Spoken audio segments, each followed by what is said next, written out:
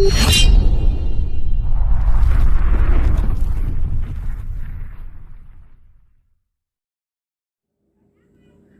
दोस्तों, आपके अपने YouTube चैनल जीएस एक्सप्रेस 2 में आपका पुनः स्वागत है। आप जैसा कि जान रहे हैं कि हम लोग प्राचीन इतिहास का अध्ययन कर रहे हैं और प्राचीन इतिहास में हमने 3 वीडियो अर्थात 3 लेक्चर को पढ़ लिया है। अब यहाँ ध्यान दीजिएगा, हम लोगों ने हड़प्पा की शुरुआत की थी और हड़प्पा से हम लोग उसके बाद 2 वीडियो उसमें देखा हमने, और उसके बाद तीसरी वीडियो आपकी शुरू हुई वैदिक सभ्यता से, और चौथी वीडियो जो आज आपकी है यह आपका है वैदिक काल का दूसरा पार्ट अर्थात उत्तर वैदिक काल। तो आज हम लोग अध्ययन करेंगे उत्तर वैदिक काल का। तो ध्यान दीजिएगा, उत्तर वैदिक काल की विशेषता क्या थी कि उत्तर वैदिक काल में बड़े बड़े राज्यों और महाजनपदों का उदय हो गया था, और जब उदय हो गया था तो इसमें राजा का महत्व बढ़ गया था, और जब राजा का महत्व बढ़ गया था तो पद भी क्या हो गए थे, वंशानुगत हो गए थे। राजा का महत्व बढ़ा, पद वंशानुगत हो गए, परिवार यहां भी पितृसत्तात्मक था। लेकिन यहां एक चीज की कमी थी वैदिक काल से कि यहां पर जो है क्या हुआ कि स्त्रियों की दशा अच्छी नहीं थी। अच्छी नहीं का मतलब कि स्त्री को किसी भी धन संबंधी या किसी भी प्रकार की राजनीति का कोई अधिकार प्राप्त नहीं था। अब यहां ध्यान दीजिएगा, अब यहां एक चीज आप और ध्यान देंगे, समाज जो था यह स्पष्ट रूप से 4 वर्णों में विभक्त था, ब्राह्मण, क्षत्रिय, वैश्य, शूद्र। लेकिन यहां पर क्या हुआ, यहां पर जो है ये जो वर्ण व्यवस्था थी यह कर्म के बदले जाति पर आधारित हो गई। ध्यान दीजिएगा, ऋग्वैदिक काल में यह कर्म पर आधारित थी, लेकिन उत्तर वैदिक काल में यह जाति पर आधारित हो गई। अब ध्यान दीजिएगा, आपने सुना होगा जाबालोपनिषद। क्या? जाबालोपनिषद। इस उपनिषद में पहली बार 4 आश्रम का वर्णन किया गया था। किसका वर्णन किया गया था? 4 आश्रम का वर्णन किया गया था। और इस आश्रम में पहला आपका है ब्रह्मचर्य आश्रम, दूसरा आपका है गृहस्थ आश्रम, तीसरा आपका है वानप्रस्थ आश्रम, और चौथा आपका है संन्यास। तो इस तरह से अगर आपसे पूछे कि 4 आश्रम का वर्णन पहली बार कहां मिलता है तो आप कहेंगे जाबालोपनिषद में मिलता है। किस मिलता है? जाबालोपनिषद, अर्थात जाबालो उपनिषद में मिलता है इन 4 आश्रमों का सबसे पहली बार वर्णन। अब यहां ध्यान दीजिएगा, देवता की बात कर लेते हैं कि उसमें आपने देखा कि ऋग्वैदिक काल में जो है सबसे अधिक महत्व इंद्र का था, वरुण का था, अग्नि का था। ठीक है। अब यहां ध्यान देंगे कि यहां पर जो है कौन 3 देवता सामने आए, तो प्रजापति जिसे हम ब्रह्मा के नाम से जानते हैं, विष्णु, रुद्र, रुद्र का मतलब शिव, तो देवता के रूप में इनका महत्व बढ़ा। तो आपने देखा कि हमने आपको बताया कि इसकी जो विशेषता थी यह बड़े बड़े राज्यों की स्थापना, महाजनपदों का उदय, राजा का महत्व बढ़ गया, पद वंशानुगत हो गया, परिवार जो है पितृसत्तात्मक ही होता था, समाज स्पष्ट रूप से 4 वर्णों में विभक्त था, और जब विभक्त था तो पहले जो है आपने पढ़ा ऋग्वैदिक काल में कि वह कर्म पर आधारित था, लेकिन यहां पर जाति पर आधारित हो गया। फिर आपने देखा कि सबसे पहली बार जाबालोपनिषद में 4 आश्रम का वर्णन मिलता था, और 4 आश्रम में आप जानते हैं कि पहला है ब्रह्मचर्य आश्रम, दूसरा है गृहस्थ आश्रम, तीसरा है वानप्रस्थ आश्रम, और चौथा है संन्यास आश्रम। इन चारों आश्रम को मनुष्य की आयु को 100 वर्ष निर्धारित किया गया, और 25-25 वर्ष जो है सभी आश्रम को प्रदान कर दिया गया कि भाई 25 वर्ष जो है वह अपने ब्रह्मचर्य आश्रम में रहेगा, और जो है कि 25 वर्ष वह अपने गृहस्थ में रहेगा, 25 वर्ष वह वानप्रस्थ में रहेगा, और 25 वर्ष वह संन्यास में रहेगा। तो इस तरह से मानव की आयु को 100 वर्ष निर्धारित करते हुए इसका वर्णन इस प्रकार किया गया। अब थोड़ा सा हम लोग आते हैं कि जान लेते हैं कि भाई इसमें जो है और कुछ खास बात थी। तो एक क्वेश्चन आपसे पूछता है कि लोहे के प्रयोग का पहला साक्ष्य कब मिला, तो आप कहेंगे कि लोहे के प्रयोग का पहला साक्ष्य 1000 ईसा पूर्व में उत्तर प्रदेश के अतरंजी खेड़ा से मिला। यह क्वेश्चन इंपॉर्टेंट है, यहां इस पर विशेष फोकस करिएगा। अब हम लोग आते हैं आश्रम को थोड़ा थोड़ा देख लेते हैं, भाई आश्रम में क्या है। तो जो पहला आश्रम था वो था ब्रह्मचर्य आश्रम। और इस आश्रम का जो उद्देश्य था वो क्या था कि जीवन की तैयारी, प्रशिक्षण, ठीक है, और अनुशासन, इन सब का काल कहा जाता है। किसे काल कहा जाता है? ब्रह्मचर्य आश्रम को अनुशासन, प्रशिक्षण, इन सब का काल कहा जाता है। क्यों कहा जाता है? क्योंकि मानव जो है इसमें बहुत ही अनुशासन से रहता है और यहाँ पर वह काम वासना से दूर रह करके अपने आप को स्वावलंबी बनाता है, आत्मनिर्भर बनाता है। दूसरा जो आश्रम आपका है वो है गृहस्थ आश्रम। और गृहस्थ आश्रम जो था इसका जो तात्पर्य ये होता था कि भाई जो है इस आश्रम में मानव क्या करेगा? विवाह करेगा। विवाह के बाद ही गृहस्थ आश्रम की शुरुआत होती थी। और इसमें वह क्या करता था? इसमें वह 3 ऋण से मुक्ति पाने का प्रयास करता था और 5 महायज्ञ का संपादन करता था। 3 ऋण का मतलब? 3 ऋण का मतलब कि आपको के जो है हर व्यक्ति के जीवन में 3 ऋण होता है। पहला होता है देव ऋण, दूसरा होता है ऋणी ऋण, तीसरा होता है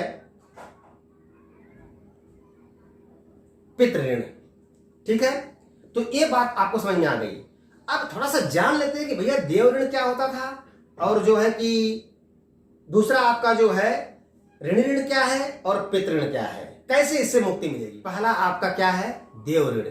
देव ऋण से आपको मुक्ति कब मिलेगी? जब आप विभिन्न प्रकार के धार्मिक अनुष्ठान करेंगे, यज्ञ करेंगे, इससे आपको जो है देव ऋण से मुक्ति मिल जाएगी। दूसरा आपका है ऋणी ऋण। ऋणी ऋण से मुक्ति कब मिलेगी? जब आप वेदों का विधि पूर्वक अध्ययन करेंगे तो आपको ऋणी ऋण से मुक्ति मिल जाएगी। तीसरा आपका है पितृ ऋण। पितृ ऋण से मुक्ति कब मिलेगी? तो पितृ ऋण से मुक्ति तब मिलेगी जब आप अपने समान एक संतान उत्पन्न कर देंगे तो आपको पितृ ऋण से मुक्ति मिल जाएगी। जैसा मैं आपको एक एग्जांपल दे रहा हूं, ध्यान दीजिएगा। आपने भगवान बुद्ध के बारे में पढ़ा होगा, जो हम लोग आगे चर्चा करेंगे। गौतम बुद्ध ने क्या किया था? गौतम बुद्ध ने पहले विवाह किया और उसके बाद उनको एक पुत्र की प्राप्ति हुई जिसका नाम राहुल था। उसके बाद उन्होंने संन्यास ग्रहण किया। क्यों? क्योंकि अगर वो ऐसा नहीं करते तो निश्चित रूप से जो है वो पितृ ऋण से मुक्ति नहीं पाते, और जब नहीं पाते तो उसके बाद उनका संन्यास सफल नहीं होता। महावीर स्वामी को देख लीजिए, उन्होंने भी यही किया। पहले विवाह किया, एक पुत्री का जन्म हुआ जिसका क्या नाम था? अन्नोंजा प्रियदर्शनी। तो उसके बाद तब जाकर के वो संन्यास ग्रहण किए। तो कहने का मतलब यही है कि जब तक आप पितृ ऋण से मुक्ति नहीं पाते हैं तब तक आप संन्यास ग्रहण करते हैं तो उस संन्यास का कोई मतलब नहीं है, क्योंकि आपके ऊपर एक ऋण पहले से लगा हुआ है। तो उम्मीद है कि ये 3 ऋण आपको समझ में आ गया होगा। अब हम आते हैं आपके तीसरे आश्रम, जिसे हम कहते हैं वानप्रस्थ आश्रम। तो इस आश्रम में ठीक कोई विशेष बात तो नहीं पूछी जाती है, फिर भी जानेंगे कि 50 वर्ष की आयु में जो है मानव इस आश्रम में प्रवेश करता है और इसमें व्यक्ति का उद्देश्य होता है कि धर्म एवं मोक्ष की प्राप्ति करना। ठीक है, तो ऐसे कंडीशन में ये आपका रहा वानप्रस्थ अर्थात तीसरा आश्रम। जो चौथा आपका आश्रम है वो है आपका संन्यास आश्रम।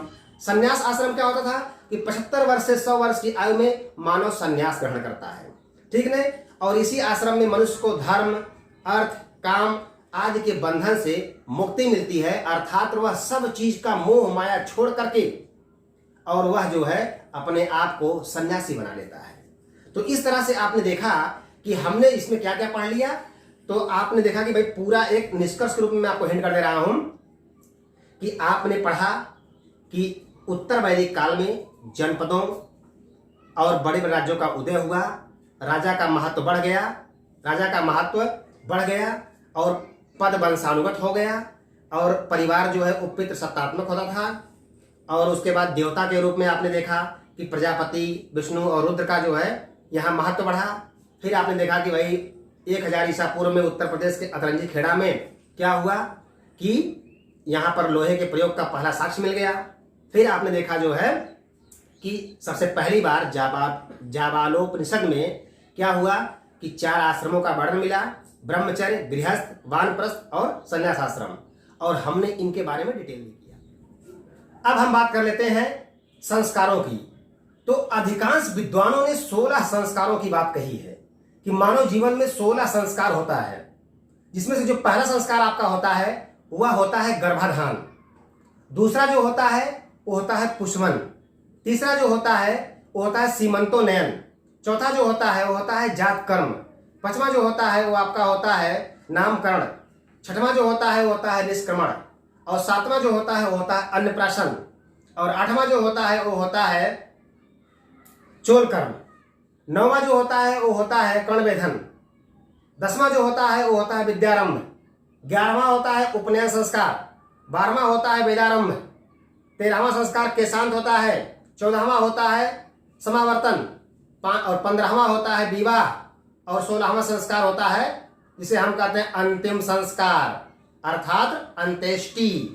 अंत्येष्टि होती है, ठीक है ना, क्या होती है? अंत्येष्टि। तो वहां ध्यान रखिएगा ये 16 संस्कार है। 16 संस्कार के बारे में जो मुख्य हम आपको हल्का हल्का हिंट कर दे रहे हैं, क्योंकि संस्कार से थोड़ा सा क्वेश्चन जहां से पूछता है उस पर ध्यान देंगे, वही फोकस कर रहे हैं। पहला जो आपका है गर्भाधान। तो आप जानते हैं कि जब मनुष्य जो है अपने अर्धांगिनी के, ठीक है, अपने अर्धांगिनी में बीजारोपण करता है तो उसे हम कहते हैं कि गर्भाधान संस्कार हो गया है, ठीक है। तो अब ध्यान दीजिएगा, ये आपका हो गया गर्भाधान संस्कार। दूसरी चीज होता है पुष्पमन संस्कार। पुष्पमन जो संस्कार होता है यह गर्भाधान संस्कार के तीसरे माह में होता है, अर्थात संतान उत्पत्ति के लिए यह संस्कार जो है किया जाता है, पुष्पमन संस्कार। क्या मैंने कहा? गर्भाधान के बाद तीसरे माह में पुत्र या संतान की प्राप्ति के लिए इस संस्कार का आयोजन किया जाता है। अगला आपका है सीमंतोनयन। भाई सीमंतोनयन क्या है उस पर ध्यान देंगे। सीमंतोनयन जो होता है इस संस्कार के अंतर्गत जो गर्भवती स्त्री होती है उसकी रक्षा के लिए तथा गर्भस्थ शिशु के लिए दीर्घ आयु की कामना की जाती है, इससे जो है इसलिए इस संस्कार का संपादन किया जाता है। अब जो आपका चौथा है यह है जात कर्म। यह जात कर्म में क्या होता है? तो यहां ध्यान दीजिएगा, जात कर्म का मतलब कि जब बच्चा पैदा होता है, जब बच्चा पैदा होता है पहली बार वह पिता के हाथ में दिया जाता है, और जब पिता के हाथ में दिया जाता है तो पिता उसे पहली बार स्पर्श करता है और उसके कान में आशीर्वाद का वचन बोलता है। अब आप कहेंगे आशीर्वाद का वचन क्या होता है? तो भाई आशीर्वाद का वचन हर जो है आप किसी का पैर छुएंगे तो निश्चित रूप से वो आपको आशीर्वाद देगा कि जुग जुग जिया बच्चा, सदा खुशी रहा, है ना। तो ये जो है बच्चा जो है, बच्चे को जब पिता पहली बार स्पर्श करता है तो उसके कान में आशीर्वाद का वचन बोलता है, यह जात कर्म संस्कार के अंतर्गत होता था। अब आते हैं नामकरण पर। नामकरण का जो संस्कार है यह कब रखा जाता है, यह अक्सर क्वेश्चन पूछा गया है। तो ध्यान दीजिएगा कि जन्म के 11वें दिन, जन्म के 11वें या 12वें दिन, शुद्ध रूप से 11वें दिन है, तो जन्म के 11वें दिन शिशु का नामकरण किया जाता है। और यहां आजकल क्या चल रहा है, कलयुग में अभी जो है बच्चा गर्भ में है, पता लगा कि उसकी बुआ जी, उसके चाचा जी, उसका जो है नाम पहले से इंटरनेट से खोज करके उसका नाम चूज करते हैं। भाई अगर लड़का होगा तो ये नाम रखाएगा और लड़की होगी तो ये नाम रखाएगा। ये बात समझ में आ गई? तो यह जो है अगर पूछेगा कि नामकरण संस्कार बच्चे का कब किया जाता है, तो बालक के जन्म के 11वें दिन जो है यह नामकरण संस्कार किया जाता है। अब आते हैं निष्क्रमण पर। भाई निष्क्रमण क्या होता था उस पर ध्यान देंगे।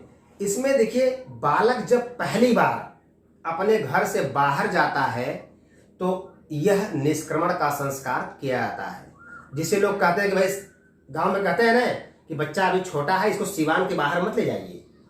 तो जब वो पहली बार सिवान के बाहर जाता है तो यह आपका संस्कार संपादित किया जाता है, अर्थात निष्क्रमण का संस्कार किया जाता है। अब हम आते हैं अन्नप्राशन पे। अन्नप्राशन तो सारे लोग समझ गए होंगे कि भैया अन्नप्राशन का मतलब देहात में कहा जाता है चटावन। क्या कहा जाता है? चटावन कहा जाता है, अर्थात बालक को पहली बार जो है जब कुछ अन्न खिलाया जाता है तो उसे हम कहते हैं अन्नप्राशन। और आपने देखा होगा कि यह जो है कि 5वें या 6वें माह में जो है बालक का अन्नप्राशन का संस्कार किया जाता है। यही आपसे आयु पूछेगा कि किस आयु में बालक के अन्नप्राशन का संस्कार होता था, तो आप कहेंगे कि 5वें या 6वें माह में बालक के अन्नप्राशन का संस्कार होता था। और आपने देखा होगा अक्सर होता भी है कि मामा या कौन आते हैं, ठीक, नाना आते हैं और उसके बाद जो है उसको पहली बार जो है खीर जो भी अपने घर बनती है उसको पहली बार चटाते हैं उसको, तो ये होता है कि भैया इनका चटावन हो गया। अब हम आते हैं चोलकर्म पर, जिसे हम चूड़ाकरण भी कहते हैं। तो यहाँ ध्यान दीजिएगा, शिशु के 1 वर्ष या 3 वर्ष के हो जाने पर इस संस्कार का संपादन किया जाता है। और संपादन किया जाता है तो इसमें क्या होता है, इसमें पहली बार शिशु के बाल काटे जाते हैं। क्या होता है, पहली बार शिशु के बाल काटे जाते हैं। अब आता है कर्ण वेधन। कर्ण वेधन का मतलब कि कर्ण को बेध देना, अर्थात छेद कर देना। ठीक है, तो यह संस्कार जो है कि 3 या 5 वर्ष के होने पर शिशु का कान जो है छेदा जाता है। यह संस्कार भी ठीक है 3रे या 5वें वर्ष में कभी भी संपन्न हो सकता है। हालांकि ये सब तो अब बहुत कम होता है, लेकिन आज भी जहां संस्कार ठीक है होता है वहां पर ये सब चीजें की जाती हैं। अब ध्यान दीजिएगा, अब है विद्यारंभ। तो विद्यारंभ जाता है कि शिशु के 6ठे वर्ष में ठीक है क्या होता है, 5 के या 6 के दोनों होता है कॉमन में, अर्थात 5 वर्ष में शिशु का क्या होता है कि बालक जो है के पास उसको गुरु के पास उसको अक्षर का ज्ञान कराया जाता है। बात समझा गई। तो जो विद्यारंभ आपका है यह शिशु के 5वें वर्ष के होने पर गुरु द्वारा अक्षर का ज्ञान कराया जाता है। अब आपका है 11वां संस्कार कौन सा है, उपनयन संस्कार। ये इंपॉर्टेंट है, इस पर ध्यान रखिएगा। विद्यारंभ भी इंपॉर्टेंट है कि किस वर्ष में, ठीक है, तो 5वें वर्ष में जो है बालक का गुरु के द्वारा अक्षर ज्ञान कराया जाता है, ये विद्यारंभ संस्कार है। अब आता है जो उपनयन संस्कार, ये सबसे इंपॉर्टेंट है। यहाँ ध्यान रखिएगा, इस संस्कार के अंतर्गत जो बालक होता है वह गुरु के पास रह करके ठीक है वेद, यम, नियम, व्रत और देवता के समीपस्थ के लिए दीक्षित किया जाता है। भाई इतना जो है सारी व्यवस्था करने के लिए वह उनके पास दीक्षित किया जाता है। अब सोचने वाली बात यह है कि उपनयन संस्कार क्या सबका जो है कि एक ही उम्र में होता है, तो नहीं। यही आपको याद करना है कि उपनयन संस्कार जो ब्राह्मण का होता है वह 8वें वर्ष में होता है, जो क्षत्रिय का होता है वह 11वें वर्ष में होता है, और जो वैश्य का होता है वह 12वें वर्ष में होता है। लेकिन शूद्र का जो है संस्कार नहीं होता है, अर्थात शूद्र का उपनयन संस्कार और महिलाओं का ठीक है उपनयन संस्कार नहीं होता है। अर्थात अगर पूछ दे कि कौन सा संस्कार महिलाओं और शूद्रों के लिए वर्जित है तो आप कहेंगे उपनयन संस्कार। अब जो आपका 12वां संस्कार है वो कौन सा है, वो है वेदारंभ। तो ध्यान दीजिएगा, इसमें जो है क्या होता है, यह उपनयन संस्कार के बाद ही होता है, और इस संस्कार में अक्सर जो है क्या होता है कि इसमें जो है कि वेदों का अध्ययन किया जाता है। ठीक है, अगला आपका है केशांत। केशांत क्या होता है, गुरु के पास रहते हुए जब बालक जो है 16 वर्ष की आयु में पहली बार अपने जो है दाढ़ी मूछ को बनाता है तो यह केशांत संस्कार कहा जाता है। अगला आपका है 14वां समावर्तन संस्कार। ये भी इंपॉर्टेंट है, इस पर ध्यान दीजिएगा। समावर्तन संस्कार जो होता है यह है, इसकी जो सर्वमान्य आयु है वह 24 वर्ष मानी गई है, और ये माना जाता है कि बालक जो है इस संस्कार के हो जाने के बाद वह स्नातक कहलाता है, अर्थात वह 24 वर्ष की आयु में अब सब कुछ सीख लिया है, और ये संस्कार होने के बाद बालक क्या माना जाता है, स्नातक माना जाता है, और 24 वर्ष की आयु में यह संस्कार होता है। 15वां संस्कार आपका है विवाह संस्कार। विवाह संस्कार के बारे में आप सभी लोग जानते हैं कि 25 वर्ष आयु जो है इसकी सामान्यता निर्धारित की गई कि 25 वर्ष की आयु के बाद बालक परिपक्व हो जाता है और उसका विवाह कर देना चाहिए। अब यहाँ ध्यान देंगे, अब जो आपका 16वां संस्कार है, अंतिम संस्कार है, इसके बारे में सब लोग जानते हैं कि अंत्येष्टि होती है। जब जो है कि व्यक्ति की मृत्यु हो जाती है तो उसको चिता पर लिटा करके हर धर्म के अनुसार उसको अपने अपने हिसाब से उसको मेंटेन कर दिया जाता है। अब आइए हम चर्चा कर लेते हैं विवाह के बारे में।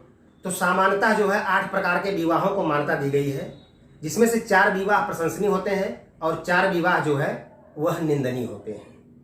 अब प्रशंसनीय में कौन कौन होता है, प्रशंसनीय में होता है ब्रह्म विवाह, दैव विवाह, प्रजापत्य विवाह और आर्ष विवाह। यह जो है 4 विवाह क्या होते हैं, यह जो है होते हैं प्रशंसनीय विवाह। और निंदनीय में कौन कौन आता है, तो निंदनीय विवाह में आपका आता है असुर विवाह, गंधर्व विवाह, राक्षस विवाह और पैशाच विवाह। ध्यान दीजिएगा, गंधर्व विवाह को ही लव मैरिज कहा जाता है, बट इसे जो है निंदनीय विवाह के अंतर्गत रखा गया है। तो आज के वीडियो में बस यहीं तक। हमारा वैदिक सभ्यता का जो पार्ट था वो खत्म हुआ। अब हम लोग नेक्स्ट वीडियो में अध्ययन करेंगे बौद्ध धर्म और जैन धर्म का।